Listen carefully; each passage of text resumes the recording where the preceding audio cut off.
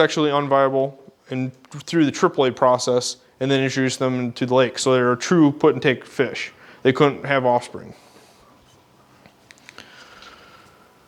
Well then, as families do, we decided having kids was a great idea. So currently I have my wife and my 2 daughters, Jessalyn and Genevieve. And of course, our first child, Jasper. So you kind of see a trend. My name's Jay, my wife's name's Jay, so a lot of people started calling us the Jays. But anyhow, you got family, and of course family down in Arizona is all fun. A lot of families do it. Problem is my kids are like me and my wife. We like to grab things, touch them, play with them. Anyone have any ideas about what's not good to do down in Arizona? Snakes. That's one of 3. Keep in mind there's 17 different rattlesnake species in Arizona.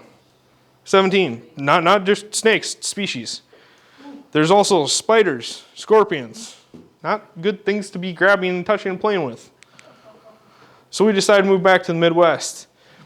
Going completely outside of my norm, I'm not playing with, fish anymore. I'm deciding, I'm going to take care of the family. Wife, stay-at-home mom. We're going to move back in with my in-laws at the time, just to kind of get our feet on the ground. And I started working in the ag field. Worked for AGI there in Boone for 1.5 years, mainly on the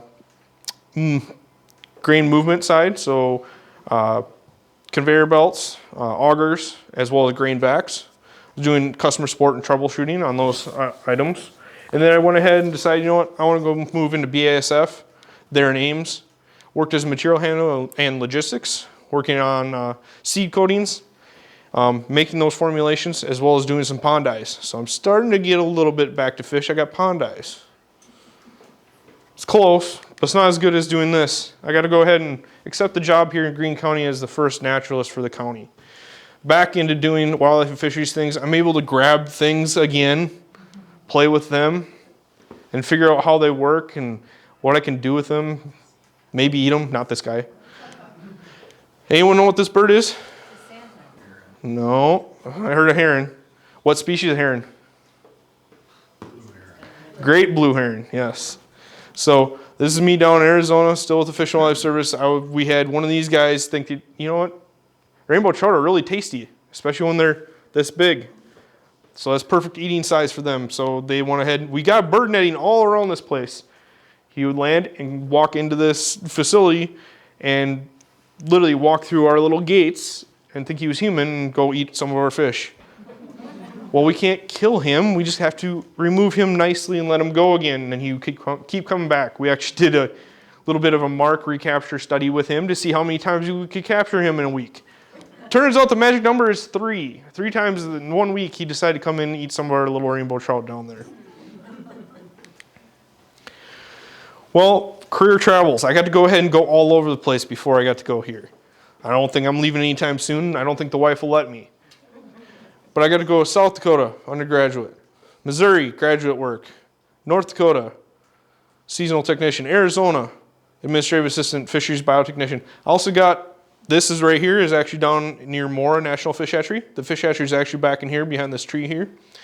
But that was some detail work when I was down in Arizona. I got to work there for about a week. And now Iowa, in the Greene County Conservation Board. So some of my duties moving forward, that Tanner is my boss. He's the director here in the county. Education, outreach, events like this. So, yay, I get to talk about myself, something I actually know what I'm talking about, maybe. In the future, I'm going to be talking more on if it's a fish you want to talk about, I kind of know that, or if it's a wildlife species, or maybe it's a management practice. You can go ahead and reach out to me. I'll be helping to put on those programs. I know Tanner's done history of Squirrel Hollow. He's done history of Spring Lake. Those things he can also help and assist on, but some of those duties are going to fall to me now. I'm going to also be assisting in the day-to-day operations in land management practices that we implement on our county properties. Well, what are some of our county properties? So I'm going to go through this. It's going to be really quick. I got a lot. We're very fortunate here in Greene County to have 24 different areas where they're public and they're owned and operated by the county.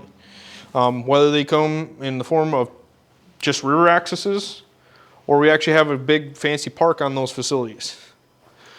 One here, Atkins Bridge access, I apologize. Not every one of these has pictures. I haven't been able to even go to all these locations yet. I've been to most of them. I apologize as well because I'm from Boone County. I apologize if I don't know names. I apologize if I don't know locations yet. I'm still learning. So, Atkins Bridge access. We got 167 acres there. Mainly used as a wildlife management area, as well as access to the river. Bill and Vesta Dixon Wildlife Area. We have a small location there, 20 acres. You can actually go hunting with a bow and arrow on this property, and it's just outside Peyton. Bristol Wildlife Area. This is actually a burn, and Joe Allen, our ranger, he actually took this picture. We had a little bit of a strong fire burn in there. That's one of our management practices of a controlled burn. Doesn't look too controlled, does it? But burning this location, going ahead and getting some of those fire obligate species to go ahead and pop back up. 120 acres, mainly used as a wildlife area. Again, public hunting is available. There is actually a good section there, 30 acres of wetlands available for waterfowl. Really shallow, so it's very seasonal. This year I'm pretty sure it's dry. We also have the Browns Bridge access. Not much to talk about other than it's got a really great fishing riffle, but it's only 2 acres, but it's another piece that we get to go ahead and manage. Eureka Bridge access. This one unfortunately is not much of an access anymore. This has kind of been silted in. Something we're going to have to work on in the future, either moving the location to the other side of the river or digging this all out in here. You got about a 30-foot to 40-foot area that's all sanded in. But that is right outside the town here. Henderson Park, just outside town to the south here. Again, another access. We also have got a concrete boat ramp as well as a fishing riffle here you can see in the back. Hobart, we've got a nice area here for hunting. A lot of squirrels and turkeys and deer have been harvested in this area. 66 acres here. This is actually about 1.5 miles away from Hyde Park. Horseshoe Bend, 62 acres. This is the far north and west part of this county. Again, another fishing access as well as good hunting. Hyde Park. This is one of, I believe, the original 4 or 5 parks in the county. 57 acres, one of the main ones utilized for camping. And I apologize, I have a lot more than 3 or 4 sentences for you guys to try and go over. Not normally that messy, but I try to put some information on there that maybe I can't reiterate. So, McMahon access, we got 35 acres here, butts up to some state ground. Unfortunately, you can see here, we had ice flows go ahead and damage that concrete ramp. So that's something in the future we're actually going to be moving this ramp a little ways away and providing another access onto the river. Currently, the boat ramp's closed and is going to stay closed. We also go ahead and manage the Milwaukee Train Depot just out on the edge of town here. We have Pounds Pits, 155 acres there. Again, another one we manage with a little bit of fire. We have very good hunting access you can see in the background here for waterfowl. Raccoon River Valley Trail. Interesting thing about this trail, we actually here this last July, I believe it was, have connected the Raccoon River Trail to the High Trestle Trail. I believe it was over by Adele, where the location was, so it's now all connected.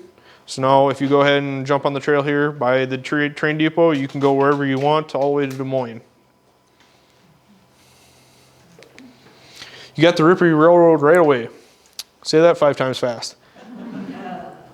We got a 100-foot wide stretch of the former railroad there, and I believe it's 3 miles long. So a little piece there next to Rippey.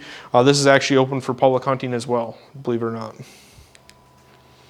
And then we have the Ruth Hansen Wildlife Area in the southeast corner of the county. 160 acres down there. I know it's a really good hunting location is what has been told to me. I've actually not visited this location yet, so I'm still working my way there. Sharman Prairie. This is in the family of my boss, I guess, at one point in time. 16-acre piece there just north and a little bit west of Spring Lake. Seven Hills Park, again, one of the, I believe, founding 4 or 5 parks in the county. 80-acre park. This one has a sledding hill on it, as well as some Native American graves. So Some interesting stuff there. And then one of, I would consider two flagship parks. We have Spring Lake Park. This is our main camping location. Again, we have 50-acre lake on it. In the future, I would like to go ahead, because I'm a fish guy, play around in that lake a little bit more. I need to talk Tanner into going ahead and doing that with me, but we'll see how that goes. And then the other flagship park, Squirrel Hollow Park. Second oldest county park in the state. In my opinion, depending on how you look at it, it could be claimed as the oldest because it was the first one actually utilized for recreation. It was just not deemed as such first. Again, Tanner